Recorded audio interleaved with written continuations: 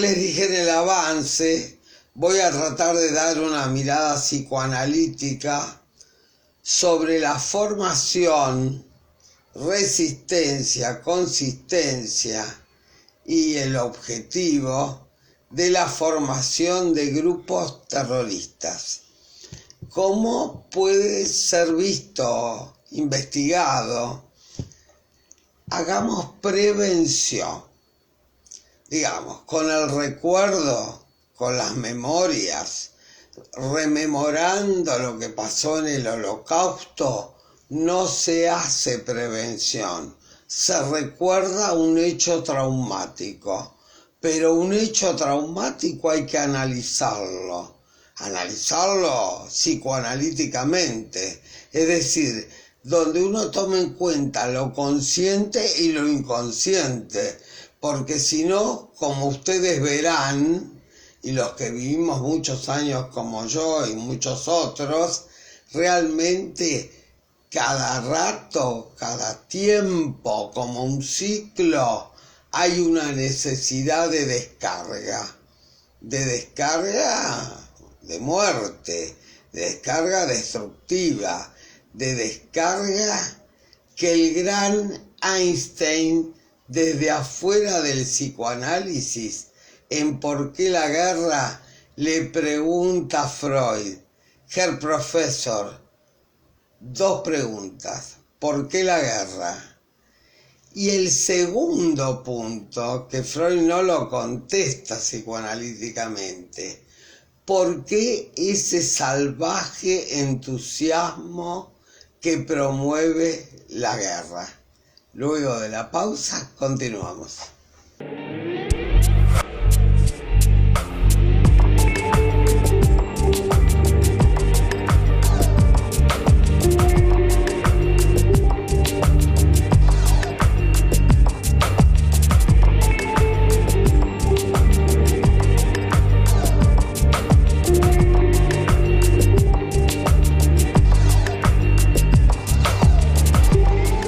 Como les decía, por fuera del psicoanálisis, el gran Albert Einstein le hace 2 preguntas fundamentales a Freud para que se las conteste psicoanalíticamente, como sabio, como brillante, como inteligente. Va al hueso, va a lo profundo, no se queda en la anécdota que entretiene a radio pasillo a todos los chusmas del mundo. No, va al hueso y le pregunta a Freud, ¿por qué la guerra? ¿No? Desde el punto de vista psicoanalítico que le conteste.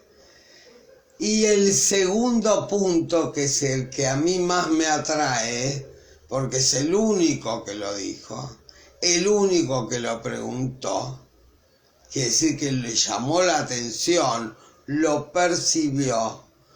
¿Por qué ese salvaje entusiasmo que promueve la guerra? ¿Por qué salvaje? Salvaje entusiasmo. Parece una pasión realmente de las primeras etapas del enamoramiento. Salvaje entusiasmo. ¿Por qué esa necesidad del ser humano de tener que estar en conflicto terrorífico, muerte, torturas, todo lo que podría englobarse en la llamada pulsión de muerte? La pulsión de muerte tiene una decantación, tiene una evolución, donde aparece el deseo. Y en el deseo es donde Einstein se fija en el salvaje entusiasmo que promueve la guerra.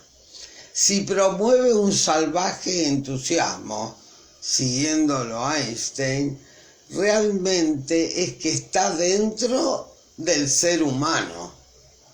Entonces, la sumatoria de todo lo salvaje que llevamos cada uno de nosotros en nuestro mundo interno, mundo inconsciente, realmente es aquel el que haría que la guerra sea la puesta en escena más maravillosa y más gozosa para el inconsciente.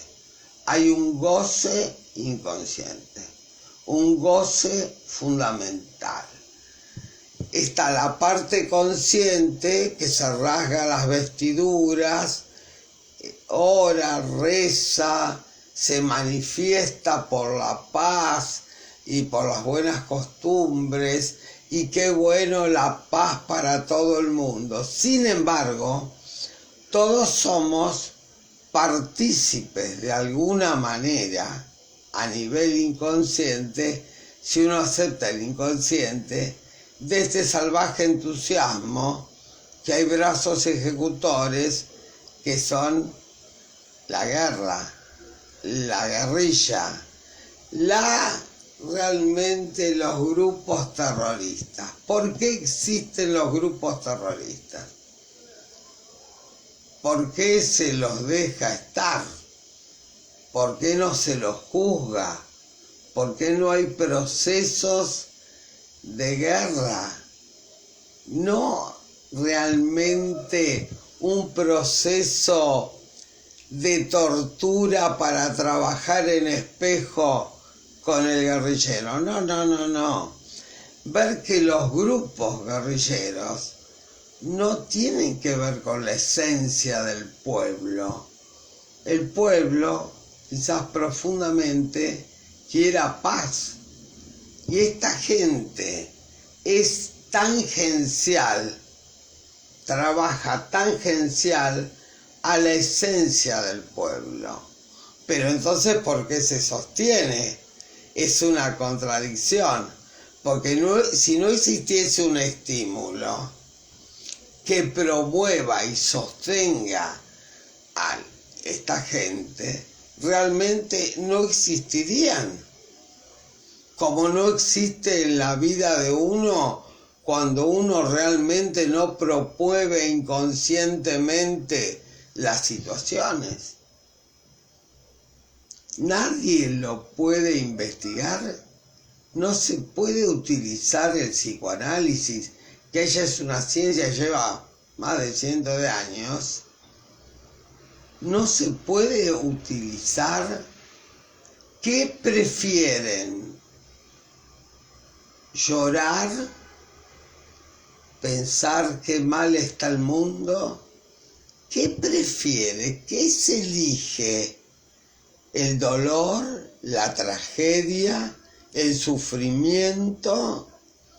Y no la prevención, analizándonos todos, realmente hacer no una sumatoria de salvaje entusiasmo que promueve la guerra, sino una sumatoria de este salvajismo reciclado, interpretado y explicado, incorporado como nuevo conocimiento,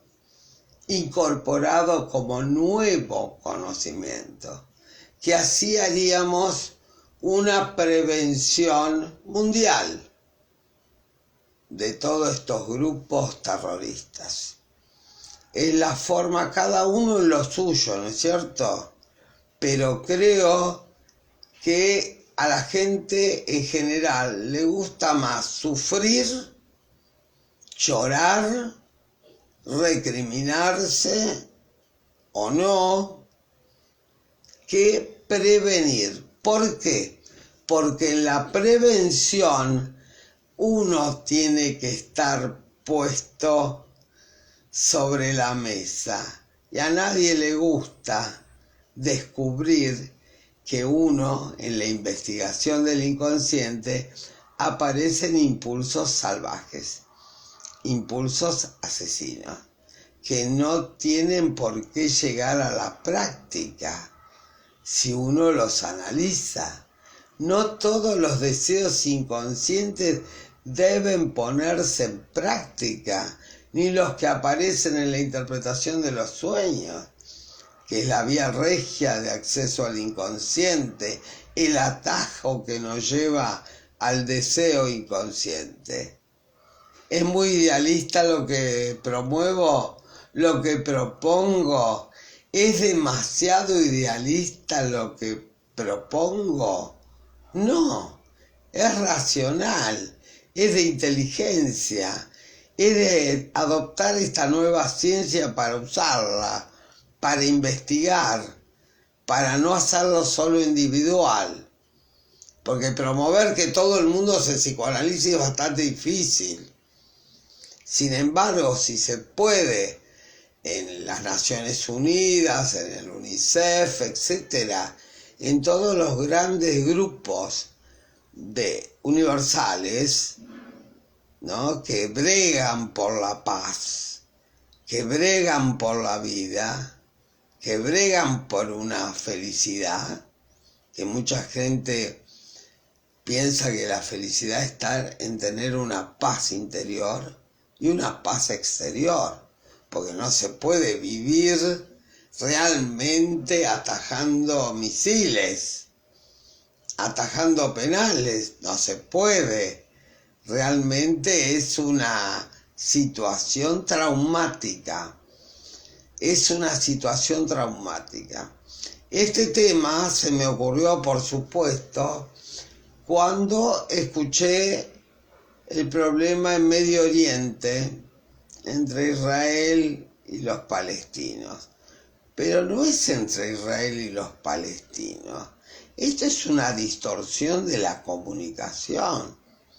Me decía una amiga que vive en Israel, cerca de la Franja de Gaza, gobernada hace 10 años por Hamas, un grupo terrorista gobernando la Franja de Gaza, que cuando no están estas reyertas, la gente se lleva muy bien. Pasan, van, vienen, compran, toman café, etc. No hay problema entre los ciudadanos. Y entonces, ¿por qué aparecen estos grupos terroristas? ¿De quién es el problema? De muchos, de muchos. Recién hablábamos con nuestro director, nuestra productora, que realmente la fábrica de armas tiene que vender. Si no hay guerra, hay que tirar al mar. No funciona.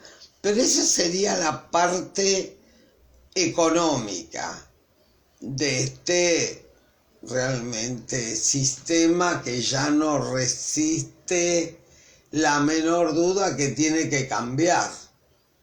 Pero tiene que cambiar, primero tenemos que cambiar nosotros. Para cambiar nosotros tenemos que tener un amplio conocimiento y profundo y no rechazar los aspectos más brutales, más salvajes de cada uno de nosotros, sino analizarlos, procesarlos, metabolizarlos y, ¿cómo se puede decir?, transformarlos realmente en un cambio de vida, en un cambio de deseo, porque si ese deseo está instaurado, hay que sacarlo, pero no se saca diciendo no va más, o memorizando, trayendo a la actualidad a través de la memoria los pogroms, el holocausto, etc. Todas estas pequeñas guerras entre países pequeños, yo pensé que también está estimulado por las grandes potencias. Porque ¿quién les vende armas? ¿De dónde sacan esa fabricación de misiles ultra sofisticados? Entonces, es como en las parejas que están en crisis y entonces los hijos son los rehenes y los que se pelean, se enferman, les pasan cosas, son los chicos. Los que están en guerra y quieren competir a ver quién es mejor, quién es más fuerte, quién tiene más poder, quién tiene más plata, quién tiene más vacuna, quién tiene... Son los grandes. Yo pienso que los chicos son los hijos de los padres. La analogía quizás no sea totalmente lúcida, pero es una buena analogía. Si los padres tuviesen la responsabilidad de criar a un hijo, es realmente una tarea muy importante, pues está criando una persona, esa persona se va a insertar en el mundo y el mundo está caótico. ¿A qué mundo? Hay que cambiar el mundo. Es como cuando vos tenés que trasplantar o tenés que, qué sé yo, cultivar. Tenés que preparar la tierra donde vas a cultivar. No es a tontas y a locas. No es esta salvaje pelea entre las grandes potencias que se dirimen con los pequeños países. ¿Por qué se mantienen los grupos terroristas? ¿Por qué se fabrican los grupos terroristas? ¿Quién los apaña? ¿A quién les sirve? ¿Quién los avala? Todos. Conscientemente pocos. Conscientemente casi nadie. Inconscientemente hay una semilla, como decía la película, la semilla de maldad en cada uno de nosotros. Y ese salvaje está erotizado, ese salvaje entusiasmo. Hay un erotismo, hay un goce erótico inconsciente en esa bestialidad que es matar, torturar, etc. Es el sadismo en su esplendor, pero hay un goce en los que observan. Yo sé esto una vez en una mesa redonda sobre creatividad. Yo hablé de las complicaciones y las complicidades del inconsciente. Por poco me matan. Se levantó una persona y me decía, usted es muy riesgosa. Es decir, que lo que significa investigar en profundidad es riesgoso. Si es por arriba, todos llorando, la gente en multitudes, etcétera, es realmente maravilloso. No es así. Lo que hay que tratar es de erradicar el cáncer. Y el terrorismo es un cáncer para el universo, para el mundo. Para el 80% del mundo que no quiere vivir así. La conciencia también es importante. Es muy importante lo que uno quiere conscientemente. Pero si el inconsciente no acompaña y es cómplice a nivel inconsciente, escuchen bien, es cómplice en este goce erótico, desplazado al salvaje entusiasmo que produce la guerra, ¿qué es lo que pasa? Para mí, realmente estamos en el horno. El otro punto que realmente tiene que ver con echarle la culpa al otro, que hablé hace 2 o 3 programas, no me acuerdo, me equivoqué, no solo es un tema argento, es un tema internacional. Y no se sabe por qué los judíos han sido muchas veces chivos expiatorios de todos los países, ¿no? ¿Cuánto tiempo tardó el mundo occidental, judeo, cristiano y democrático, era para el día D? ¿Cuánto tiempo tardó? pasaron 6 millones de muertos. Luego de la pausa voy a continuar.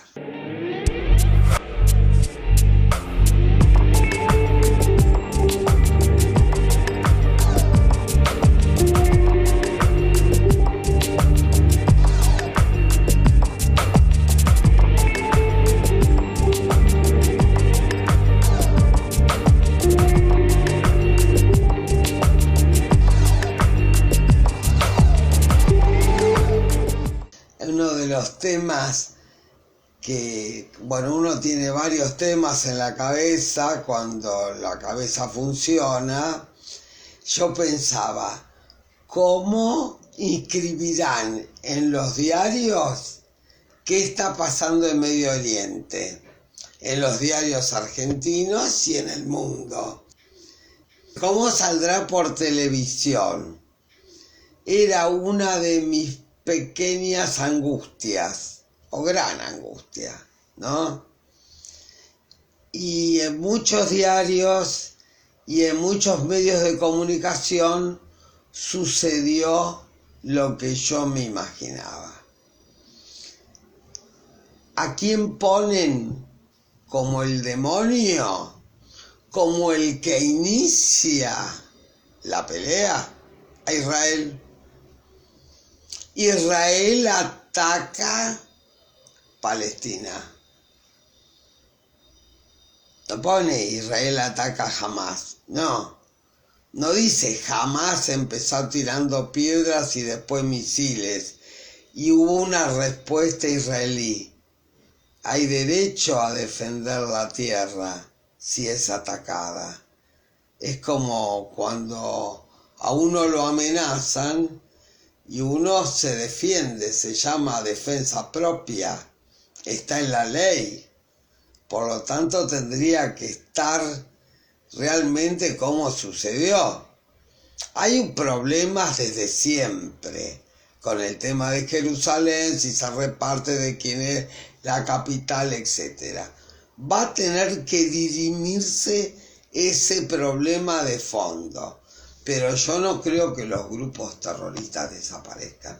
Siempre le van a encontrar el pelo al huevo para poder matar, para poder descargar este salvaje entusiasmo. Por otra cosa, es bastante deprimente. Hay un desplazamiento del goce erótico realmente demasiado exagerado.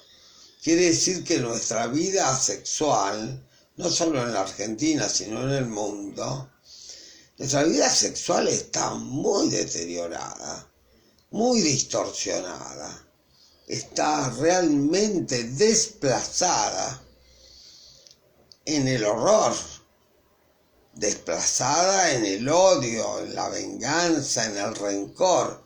Fíjense que Israel terminaba de ser modelo en el mundo con el tema de la vacunación, de este virus inmundo que también yo hablé alguna vez, que tendría que haber una supervisión general de qué investiga cada laboratorio, ¿no?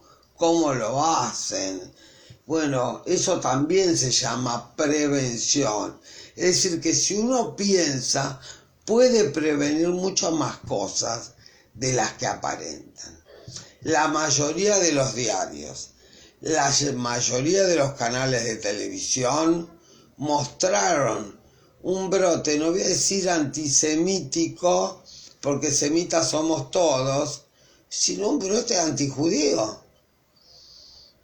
Ataque exagerado, denostado de Israel a Hamás, a los palestinos.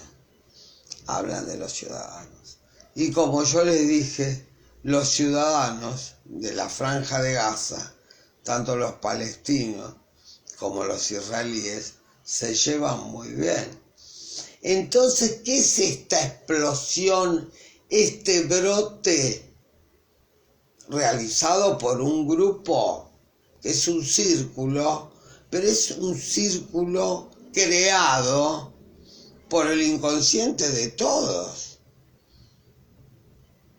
inclusive de los israelíes también, porque hay, como les decía, en el inconsciente, esta pulsión, este goce erótico en la descarga violenta, agresiva, de muerte, como en estos casos. Lamentablemente, en el año 85 yo estuve en Hamburgo y una persona laborista de Alemania me dijo que ya en el 85 había 75 células neonazis. Es para preguntarse, ¿qué pasa? Que no hay forma de terminar con esta situación antijudía, porque esto es anti-israelí, es antijudío, no es antisemítico. Semitas somos todos. Por lo tanto, hay algo contra el judío llamativo, no sé por qué, porque se destacan, porque son estudiosos. Ahí me mandó un colega de la DAIA realmente todos los premios Nobel y todo eso, pero realmente es un pueblo estudioso, es un pueblo que le gusta sobresalir no por el tamaño de los misiles, le gusta sobresalir porque hace una campaña de vacunación que es una maravilla. Pero también hay que nombrar a Nueva Zelanda, Australia, Canadá. Realmente hay una idealización exagerada. Y ustedes saben que la otra cara de la idealización siempre es la persecución. Y entonces cuando a un perseguidor hay que matarlo. Nos vemos.